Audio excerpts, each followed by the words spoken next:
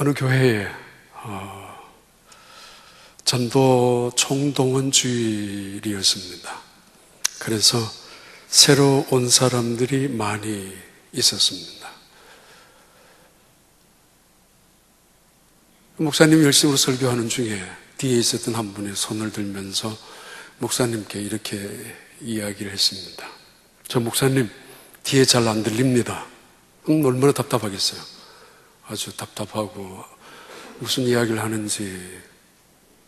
그러니까 가만히 있으면 될 텐데 앞에 있었던 사람이 다시 벌떡 일어나서 뒤를 돌아다 보면서 여보세요, 안 들어도 돼요. 거기까지는 괜찮는데 안 듣는 편이 좋습니다. 안 듣는 게 좋을걸요? 뭐 이러면서 앞에서 안 듣는 게 좋다고 이야기하지 마세요. 뒤에 돌아보면서 그 목사님이 같은 목사님은 아닐 텐데 어린이 주일에 어린이한테 설교를 하고 이제 끝나고 나서 축도를 합니다. 보통 교육전도사님들이 맡아 있는 어린이 주일 학교. 그러니까 어린이 중에 한 명이 친구한테 눈을 뜨면서 그랬습니다. 야, 목사님이 손을 들고 기도하는 거 봐. 이러니까 옆에 있는 애가 목사님 오늘 설교 죽을 써가지고 하나님이 벌을 주는 거야. 벌 쓰고 기도한다고.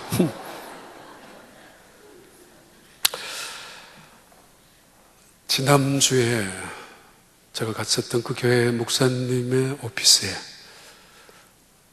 굉장히 인상적인 그림이 하나 있었습니다. 흔히 보는 예수님의 그림이지만은 보통 예수님의 그림은 양을 품고 혹은 양을 등에 걸친 채로 돌아오시는 아주 행복해하는 그런 모습이 있습니다. 그런 그림은 알 것입니다. 그 그림을 볼 때도 가슴이 좀 무겁습니다만 이번에 있는 그림은 예수님께서 양을 그건 정확히 모릅니다만 한 손으로 한 팔로 안으시고 그리고는 강가에서 한 손으로 물을 손바닥으로 먹여줄 수 있는 그 그림이었습니다. 저도 가끔씩 우리 집에 강아지는 손바닥으로 물을 줄 때가 많습니다. 이게 물을 워낙 좋아하니까. 그 그림이 제 마음속에 굉장히 무겁게 남아있는 이유 중에 하나는 목요일 날 제가 전화 한 통을 받았습니다. 목사님 상담을 하고 싶다고, 기도 한번 받고 싶다고, 그러면 하시라고. 그런데 와야 된다고. 그래서 지금 시간도 없고 그리고는 끊었습니다. 지난 몇십 년 동안에 한 대여섯 번 이상은 그런 경우가 있습니다. 그래서 제 생각에 한두 번 갈베스톤 쪽은 간 적은 있지만은, 제 기억에 수요 예배 직전에 한 번 전화 온 적도 있고, 저 죽고 싶은데 마지막에 기도 받고 싶다고. 이게 말도 안 되는. 근데 그때 명분이 있었습니다. 지금 예배를 드리러 수요 예배 가야 되는데 안 된다고. 그래서 끊고. 근데 지난 목요일은 아주 무거운 마음으로 소식이 끊었습니다. 그리고 도망가듯이 제가 다른 지역으로 금요일 날 갔었기 때문에 내내 마음이 아팠습니다만은 그 목사님 사무실에 있는 그림이 훨씬 더 무겁게 했습니다. 양을 품에 안고 강가에서 물을 손수 떠서 입에 넣어주시는 예수님이니까. 오늘 본문 내용은 2주 전에 했던 본문 내용과 동일한 본문입니다. 그러니까 적어도 3주 동안 지금 오늘까지 계속 이 본문에서 마음이 옮겨가지를 못했습니다. 지난 한 주간은 훨씬 더 그랬습니다. 지난 2주간은 이 본문이 다른 본문으로 옮겨가야 하는데, 그러니까 이사야 43장 10절부터도 중요한 말씀들이 계속 등장합니다만은 2주 전에 말씀을 전달했던 그 말씀이 미흡했었는가?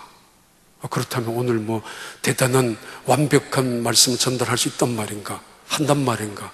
그것도 아닐 테고. 그럼 뭔가 잘못된 전달을 했었단 말인가? 그걸 잘못할 수는 있겠습니까? 1절, 2절, 4절, 5절까지 저는 분명히 본문을 해석을 해서 드렸습니다만, 근데 계속 마음에 이 말씀이 한 주, 두 주간 동안 계속 묵상 또는 좋은 말로는 압도를 당했고, 뭐 그냥 적당한 말로는 게으른 목사가 그냥 다른 거 지나가기 전 한 번 더 하려고 핑계 삼아 하는 거 아니냐, 그렇게 생각할 수도 있는 이야기입니다만, 아무튼 이 본문이 저를 2주 또는 3주 동안 붙잡고 있는 것은 사실입니다. 여러 가지 이유로. 이스라엘 백성들에게도 오늘의 본문은 대단히 인상적인 본문이기도 합니다. 이미 시작할 때에 구약의 복음서라고 말씀드렸고, 구약 복음서 중에서도 가장 놀라운 하나님의 위대한 약속의 선포라고 말씀을 드리면서 이사야 40장부터 시작했었습니다. 이스라엘 백성들, 사실 지금 그들은 바벨론 포로로 잡혀가 있는 상황입니다. 분명히 그들의 죄값입니다. 할 말이 없습니다. 하나님께서 그처럼 경고하셨고 사실은 목이 매도록 선지자를 보내면서 외쳐왔었지만은 그들은 애써 무관심했었고 때로는 노골적으로 반역을 일삼았습니다. 하나님의 이름 대신에 우상을 갖다 놓고 그 앞에서 춤을 추기가 일쑤였습니다. 그런 이스라엘 백성들, 그들이 당하고 있는 노예 생활, 그들이 당하고 있는 이 아픔의 고통은 하나님이 그들을 향한 징계요, 하나님이 그들을 향한 무서운 심판이라는 사실은 알고 있고 인정하고 있었습니다. 그래서 그들은 무릎을 꿇고 회개했고, 그들은 가슴을 치면서 통곡했었고, 그래서 그들은 예루살렘 성전을 바라보면서 끊임없이 성전을 그리워하고 그날이 돌아올 것을 희망을 품고 있었습니다. 그런데 다시 말합니다마는 그 시간이 지나가기 시작합니다. 기도를 하지만은 응답이 보이질 않고 있습니다. 말씀을 붙잡고 다시 돌아서서 하나님 앞에서 그 순종하기를 노력하고 몸부림을 치고 있지만은 여전히 가나안 땅, 예루살렘 땅에 올라갈 길은 도저히 불가능한 것처럼 보였습니다. 그들이 살아가고 있는, 머물고 있는 터널은 끝이 보이지 않는 것 같고, 그들이 지고 있는 짐은 갈수록 점점점 가혹할 정도로 무거워지고 있습니다. 그들 앞에서 있는 바벨론이라는 거대한 강력한 나라는 훨씬 더 무너지지 않는 나라처럼 그들에게 훨씬 더 무서운 핍박과 포행을 자행하고 있는 그런 순간이었습니다. 그들에게 드디어 두려움이 찾아옵니다. 두려움이 찾아오기 시작합니다.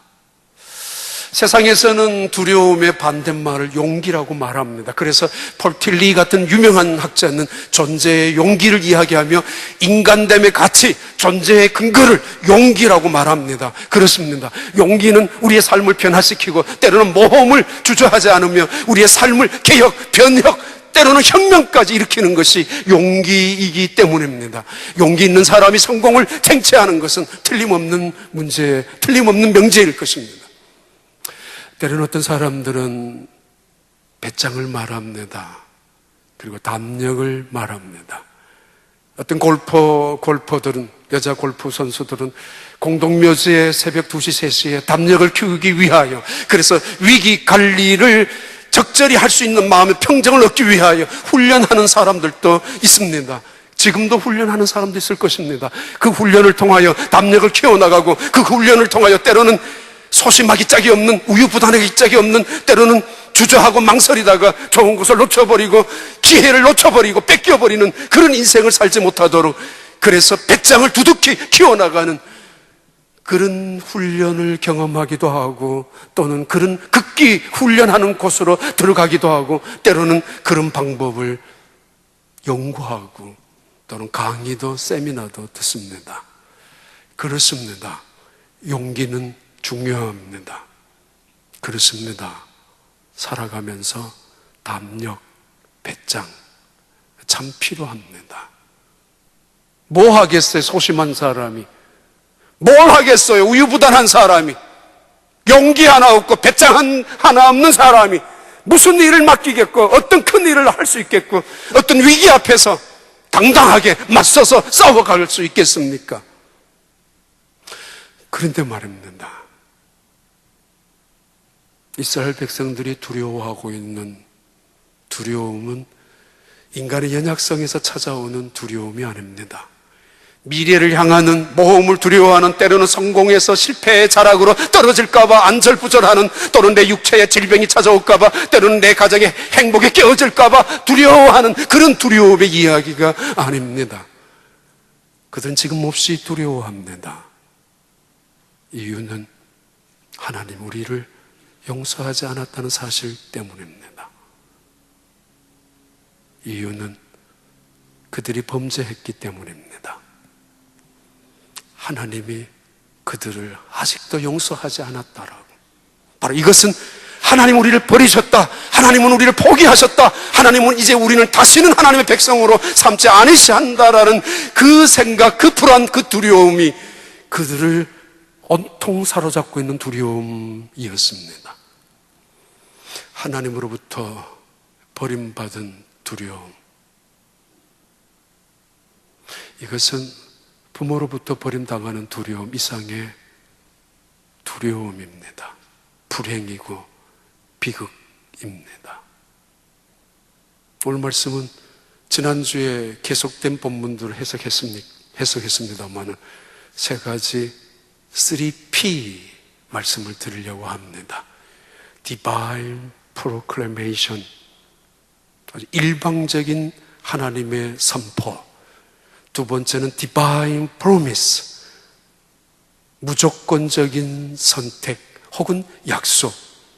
세 번째는 하나님께서 우리를 향하는 Divine Purpose, 목적입니다. 이것을 3P라고 본문에서 찾아내서 말씀드리려고 합니다. 어제 저녁에 보니까 코리안 저널에도 기사로 나왔습니다만은 1주 전에 이메일에 보내준 기사입니다.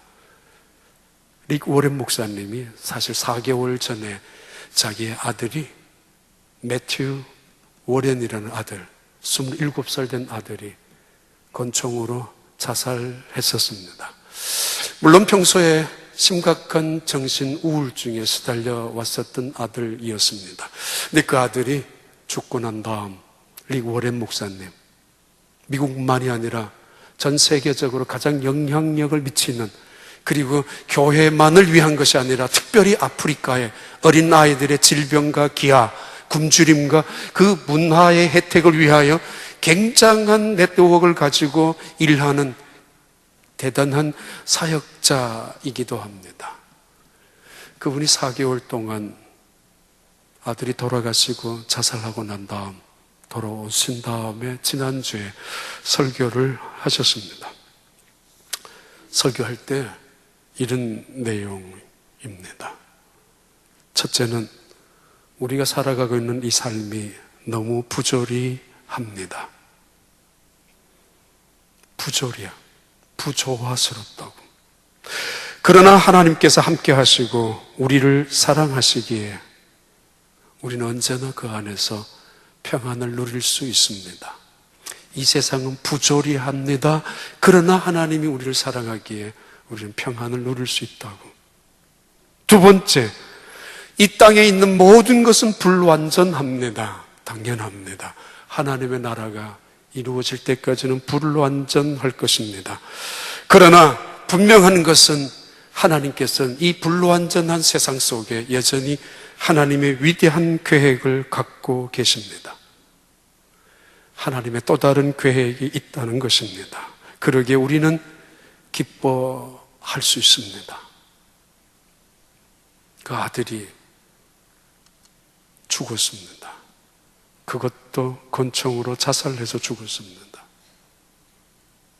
그것도 다 키우는 아들이. 그런 슬픔, 그런 고통, 이해할 수 없는 아픔 속에서 그는 세 번째 이렇게 말합니다. 삶이란, 인생이란 전쟁터와 같습니다. 전투입니다. 그냥 관광지에 유람 나온 것이 아닙니다. 분명한 것은 우리가 전쟁을 하고 살아가는데 우리가 알고 있는 그 이상의 무엇인가가 이 세상에 존재합니다. 우리가 바라보는 것, 그 무엇인가가 이 세상에는 존재하고 있다는 사실입니다. 보이지 않는 그 무엇인가, 우리가 알고 있는 그 무엇인가, 그 무엇보다가 더 큰 무엇이 하나님의 뜻이 동시에 사탄의 음모도 있다는 것입니다. 하나님은 우리를 버리셨단 말인가? 속에는 하나님을 향한 원망도 포함되어져 있습니다. 우리가 잘못했다면 이방인 우상을 믿는 바벨론 나라보다 더 잘못했단 말인가? 아니, 죗값을 당했다면 얼마든지 이미 당한 거 아닌가? 나라가 망했고 왕국이 무너졌는데 폐허가 되어버렸는데 아직도 더 당해야 될 고난이 있어야 되고 아직도 더 치료해야 될 죗값이 있단 말인가? 그렇다면 저 마르둑이라는 우상을 섬기는 바벨론 나라, 저 악함을 자랑하는 저 강팍함을, 제약을 일삼는 저 나라는 그냥 왜 내버려 두신단 말인가? 하나님은 왜 악한 사람들의 흥황은 그냥 내버려 두신단 말인가? 그런 항의도 포함되어져 있습니다. 그런 그들을 향하여 하나님께서 일방적인 선언, 첫 번째 말씀입니다. 일방적인 선언입니다.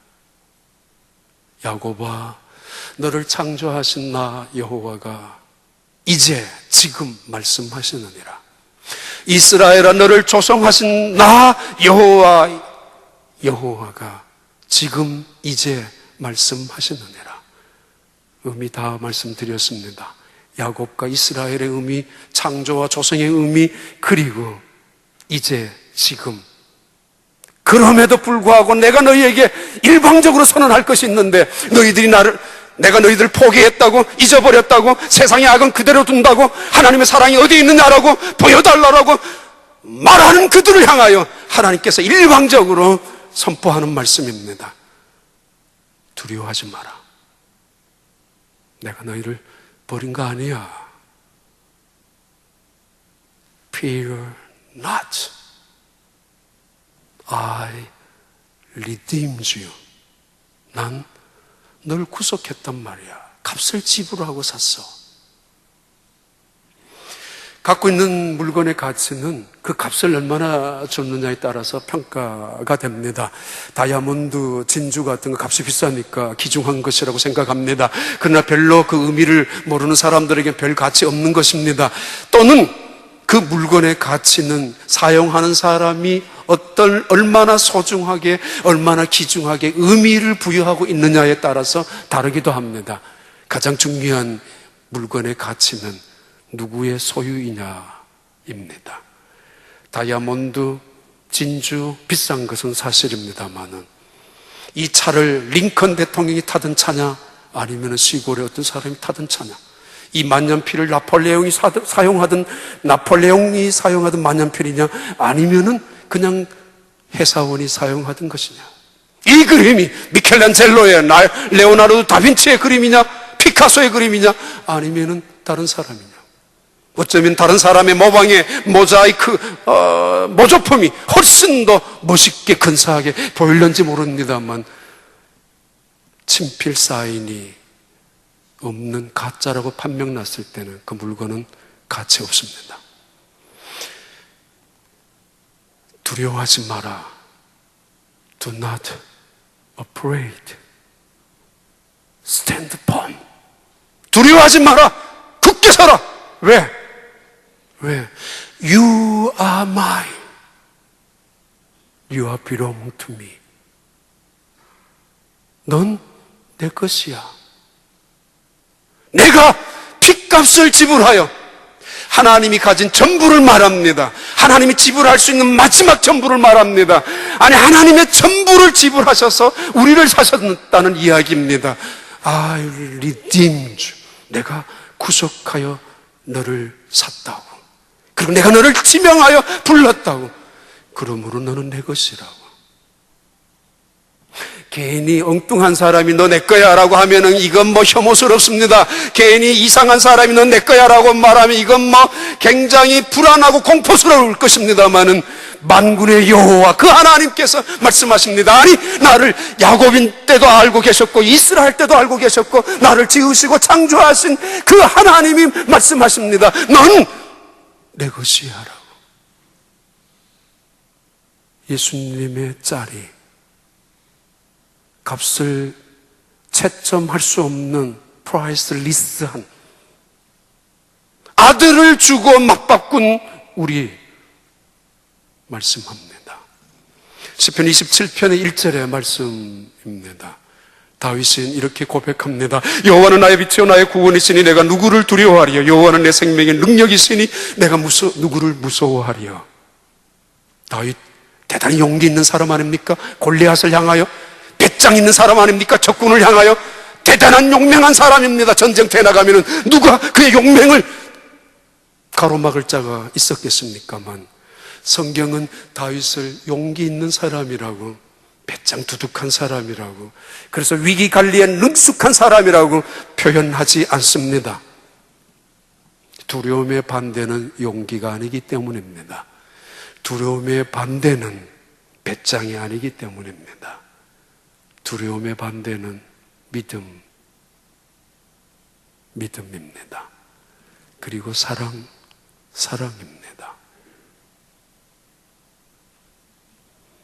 두려워하지 마라. 365회나 등장하고 있는 근심 걱정하지 마라, 두려워하지 마라, 불안에 떨지 마라, 마음을 강하게 하라. 이 성경에 나오는 365회나 걸쳐서 나오는 이유는 우리 일상생활에 눈만 뜨면 두려움이, 눈만 뜨면 불안과 근심의 걱정이 부딪히는, 맞바꿀 수 있는 세상 속에 살아간다는 의미이기도 합니다. 두려움 없는 사람 있을까요? 다윗이 골리앗을 향해서 나아갔던 것 하나입니다. 하나님 바라보시기에 적진을 향하여 말을 타고 주저없이 거침없이 달려나갈 수 있었던 이유는 배짱 때문이 아닙니다. 믿음입니다. 나에게 머리에 기름을 안수하신 그분이 하나님, 너는 내 것이라고 말씀하여 주신 그 하나님이 나를 책임져 주신다라는 믿음 때문에, 아니, 그 믿음 속에 하나님이 언제나 나와 함께 하신다라는 그 은총 때문에 그는 적진을 향하여 달려나갑니다. 골리앗을 쓰러뜨릴 수 있습니다. 용기를 훈련을 통해서 연마하면서 배운 기술이 아닙니다. 태어나면서 가지고 있는 기질 따위를 말하는 게 아니에요. 기질로 말한다면 다윗의 형들이 훨씬 더 배짱 두둑한 사람임에 틀림없었을 것입니다. 그들은 골리앗 앞에서 벌벌 떨었고 적진 앞에서 언제나 꽁무니를 빼는 사람들에 불과했습니다. 그 용기, 그 용감, 그 배짱이 어디에 갔어요? 그런데 연약하기 짝이 없는 다윗은 두려움 투성인 세상 속에, 무서움 가득한 세상 속에 살았습니다마는 벌벌 떨지 않았습니다. 너희의 하나님 여호와를 보라. 너의 하나님 여호와를 바라보라. Here is your God. 두 번째 약속이 The Divine Promise, 약속이 나옵니다. 너가 물 가운데로 있을 때 함께 할 것이며 강물이 침몰치 못할 것이며 그리고 불이 너를 사르지도 못할 것이라고. 내가 너와 함께 한다. 나는 여호와니 너와 함께 하는 여호와라고. The promise of God, 하나님의 약속 또는 divine promise, 거룩한 하나님의 약속입니다. 하나님은 일방적으로 우리에게 선택하시고 아브라함을 불러주셨듯이 일방적으로 명령하십니다. 두려워 마라. 넌 내 거야. 사실은 이 말씀 한마디면 충분하지 않습니까? 그 말씀을 하신 분이 누구예요? 허풍을 치는, 허영을 치는, 날만 믿고 따라오라니까 세상의 사기꾼 같은 사람들이 이야기해요? 아니면은 뭐 번쩍번쩍하는 자가용을 타고 금반지를 목에 걸고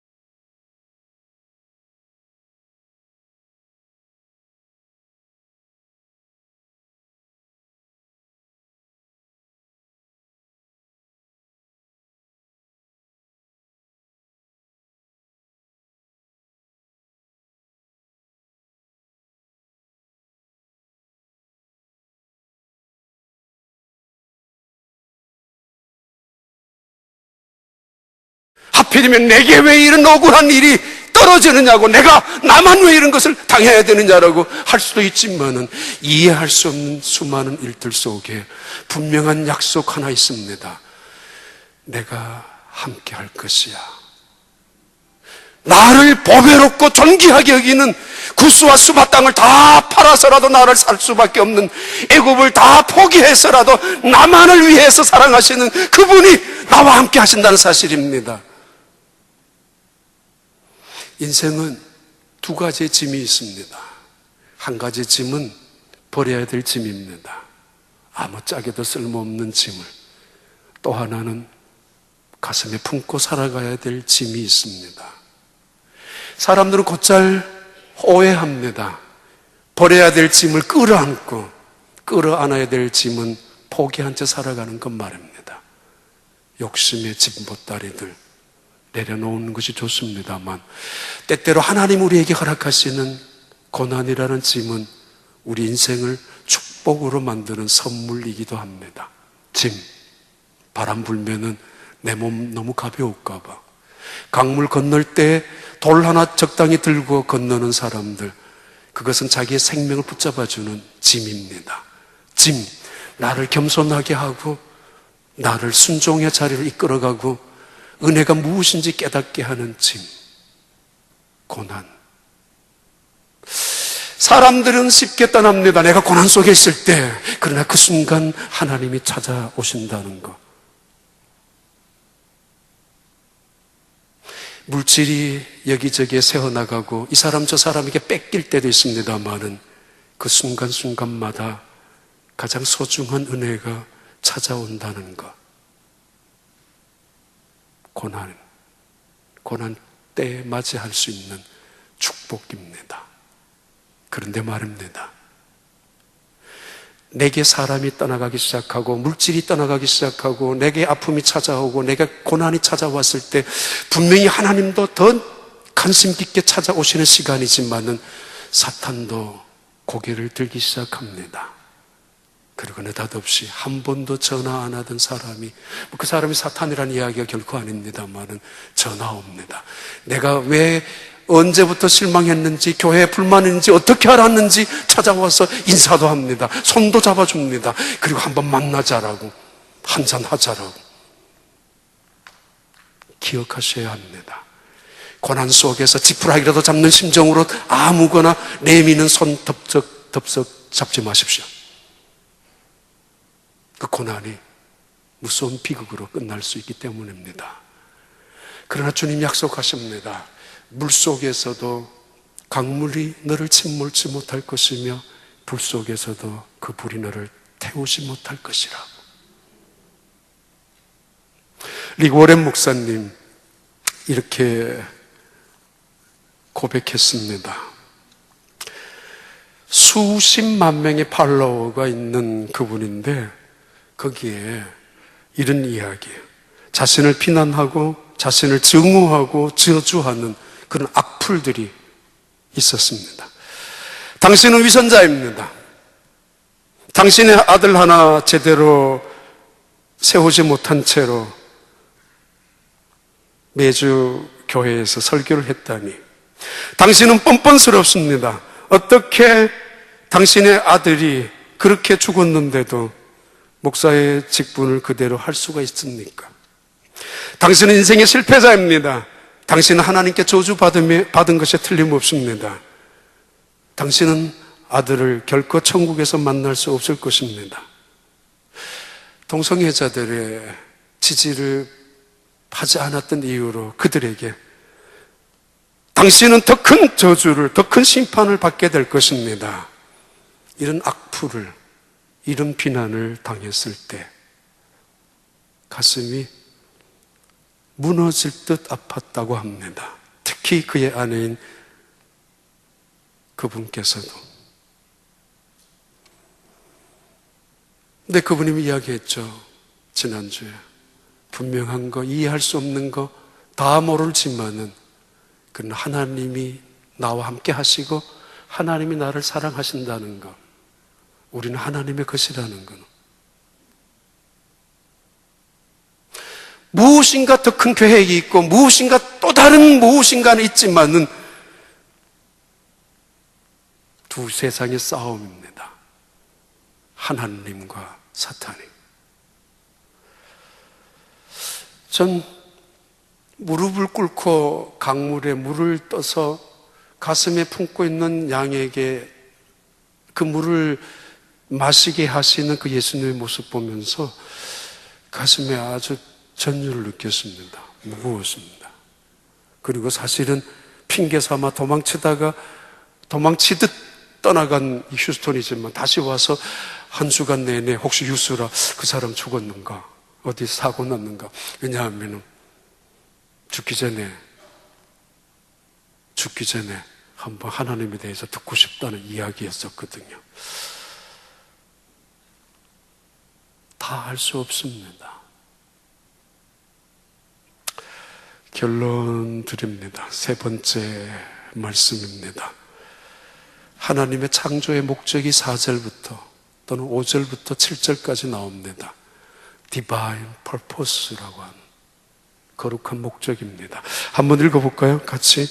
두려워하지 말라. 내가 너와 함께하여 내 자손을 동쪽에서부터 오게 하며 서쪽에서부터 너를 모을 것이며 내가 북쪽에게 이르기를 내놓으라. 남쪽에게 이르기를 가두어두지 말라. 내 아들들을 먼 곳에서 이끌며 내 딸들을 땅끝에서 오게 하며. 그리고 7절 내 이름으로 불려지는 모든 자 곧 내가 내 영광을 위하여 창조한 자를 오게 하라. 그를 내가 지었고 그를 내가 만들었느니라. 또 한 번 반복되는 하나님이 하시고 싶은 말씀입니다. 두려워 마라. 창세기에서부터 요한계시록까지 죄에 대한 이야기입니다.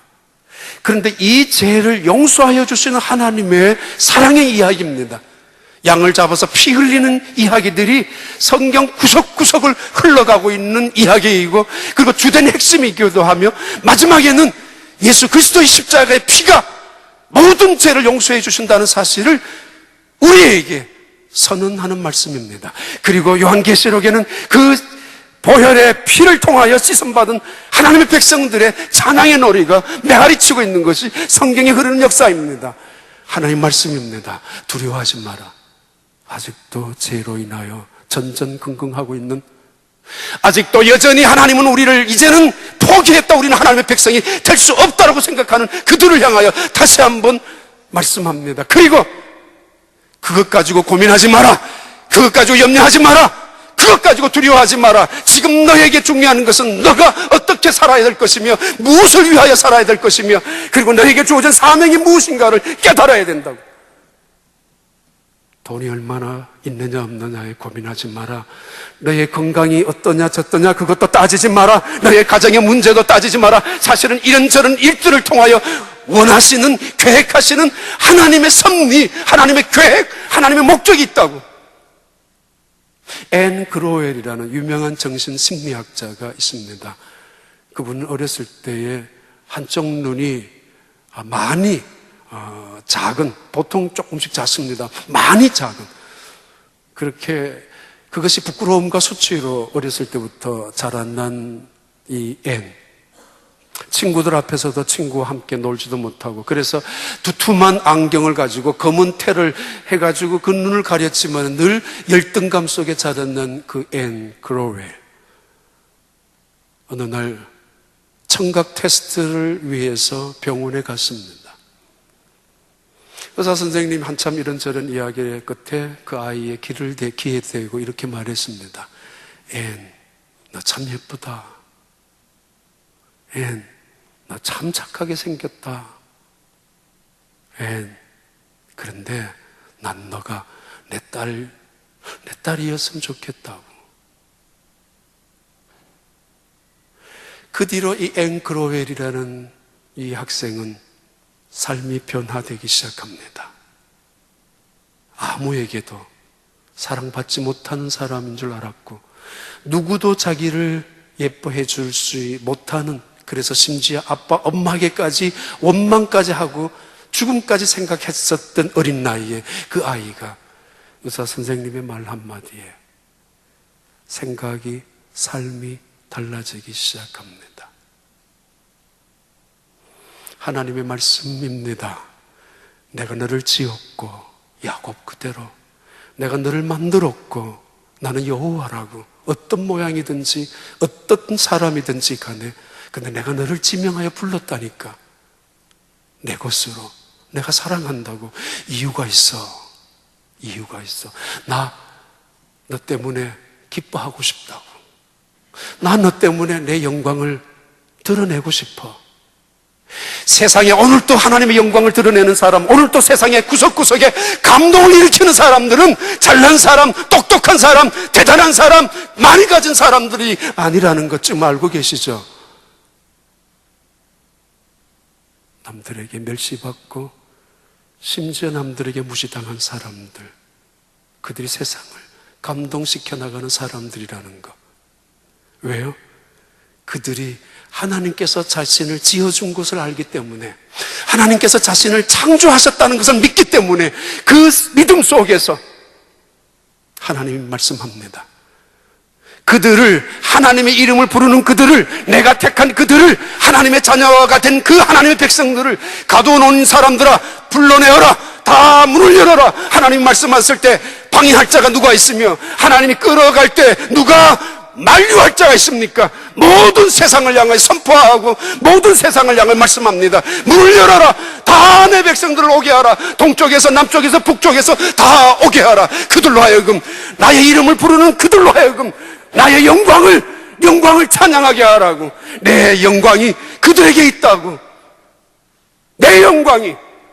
여전히 이스라엘 백성들 포로로 전전긍긍하고 여전히 두려움에 벌벌 떨고 있지만은 그들을 향하여 말씀합니다. 전 세상에 흩어져 있는 이스라엘 백성들, 동쪽, 남쪽, 북쪽까지 온 세상에 흩어져 있는 모든 이스라엘 백성들을 향하여 예언하시는 하나님의 약속이기도 하고 축복입니다. 나는 너희들을 통하여 내 이름을 증거하고 싶다고. 디아스포라의 그 민족, 세상 구석구석에서 그들은 야훼 여호와의 이름을 증거하며 살았던 이스라엘 민족이었습니다. 오늘 우리에게도 그 목적을 갖고 계십니다. 오래전에 칠레 살바도르 아얀데라는 대통령이 좌파 정권입니다만 중남미에 흔히 일어날 수 있는, 그러나 그는 대단히 민주적인 마인드를 갖고 있었고 그리고 백성과 서민을 사랑하는 대통령이었습니다. 그런데 대단히 보수적인 군부 세력들이 쿠데타를 일으켜서 혁명을 일으켜서 이 아얀다 대통령이 궁 안에 있었을 때 전쟁처럼 전투 벌이다가 그 대통령을 중심한 측근들 다 죽여버리고 말았습니다. 그때 일어난 일입니다. 많은 군중들이 군부 세력에 항거하며 데모를 했습니다. 많은 군중들이 붙잡혀 갔습니다. 정치 수용소로 끌려갑니다.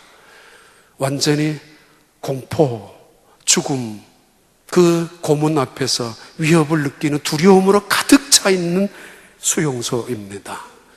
한 젊은 청년이 어디서 구했는지 기타를 들고 와서 노래를 부르기 시작합니다.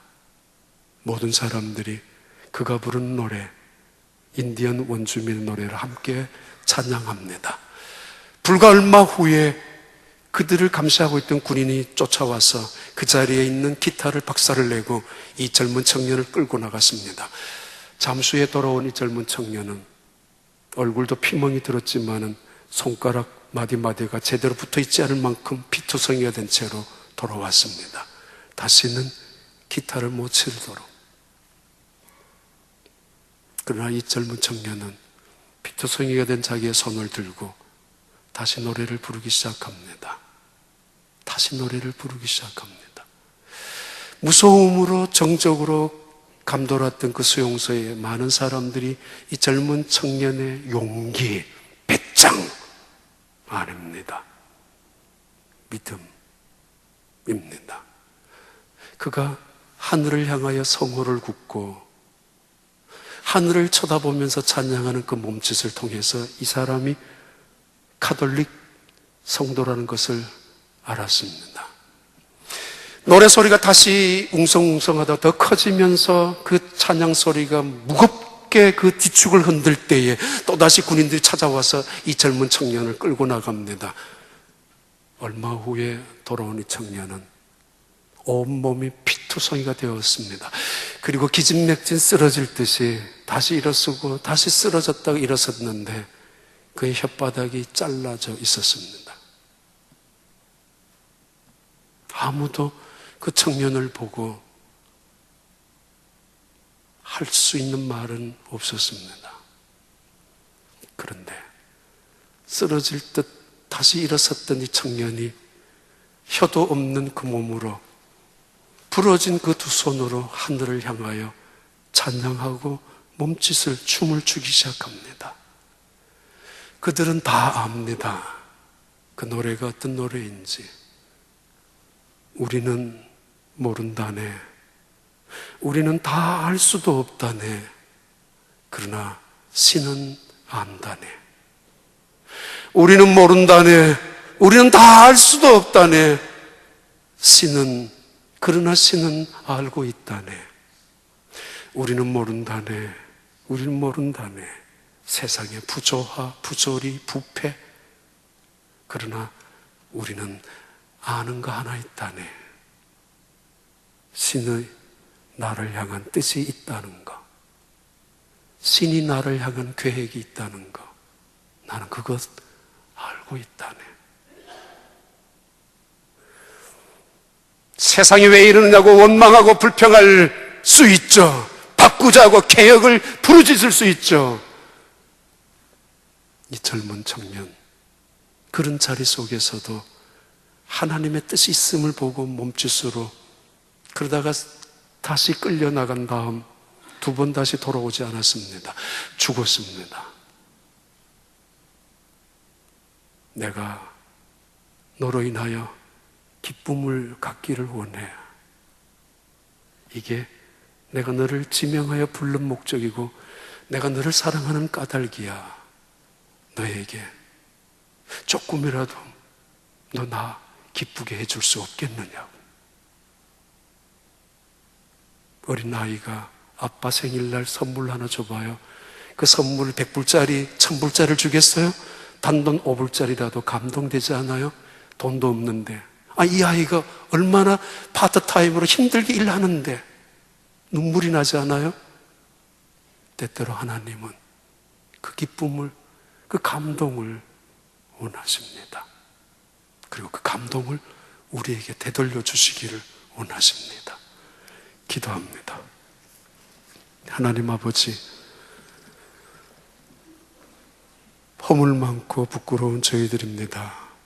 그럼에도 하나님의 자녀로 삼아주시고 불러주시고 때때로 함께 하시고 어김없이 찾아오셔서 우리 곁에서 우리를 지켜주시는 하나님 아버지, 하나님, 우리로 통하여 아버지의 이름이, 우리로 통하여 하나님의 영광이, 우리로 통하여 복음의 역사가 증거되는데 쓰임받을 수 있는 저희들이 되게 하여 주시옵소서.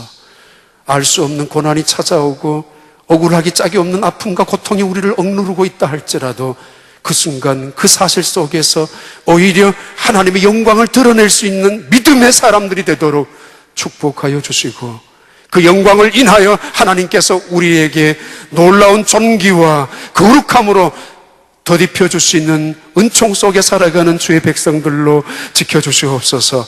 예수님 이름으로 기도하옵나이다.